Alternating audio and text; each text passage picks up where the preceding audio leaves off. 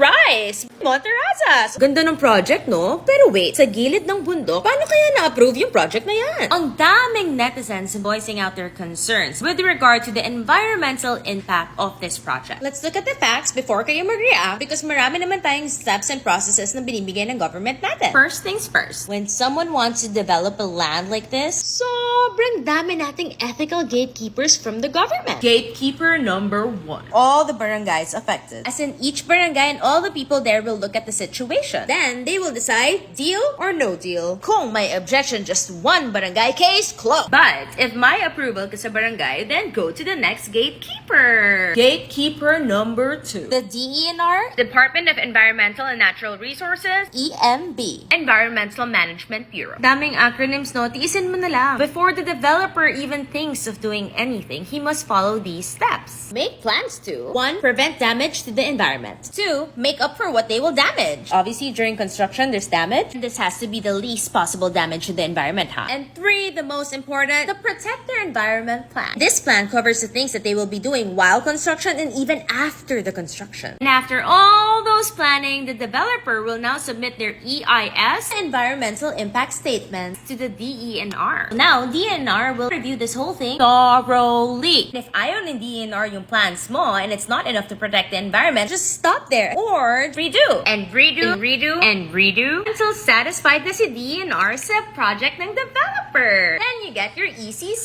the Environmental Certificate of Compliance. Yeah! But wait, wag muna kayo mag-celebrate because this is just the start of your process. Once nagsimula ka na ng construction, meron ka pang isang napakabigatin na gatekeeper of them all. Gatekeeper number 3, the MMT. The Multipartite Monitoring Team, meaning the big team na maraming players involved. This has representation from the barangay, the LGU, the provincial government, the non-government organizations, the ECC, and of course the DENR. Every move you make, They'll be watching you. And kapag meron just one, as in just one simple violation from the list of the rules and guidelines that the ECC gave you, cease and desist!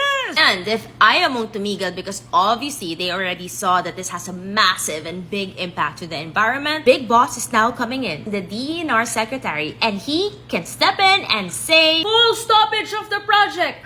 pretty complicated, no? And it can be a hassle for the developer. But at the end of the day, the bottom line is this. The national government, the local government, the provincial government, and the DENR will make sure that the people and our environment is very much protected. But to be fair, if you look at the actual location, nasa ilalim siya ng bundok. But of course, guys, sa dinami-dami ng sinabi ko, this is just broken down into the simplest way that I can explain this whole process. This is Congresswoman Atty. Migs Nograles, here to make the law simple for you. Got questions? Ask me. PBA. Paano ba, attorney? Amping kanunay.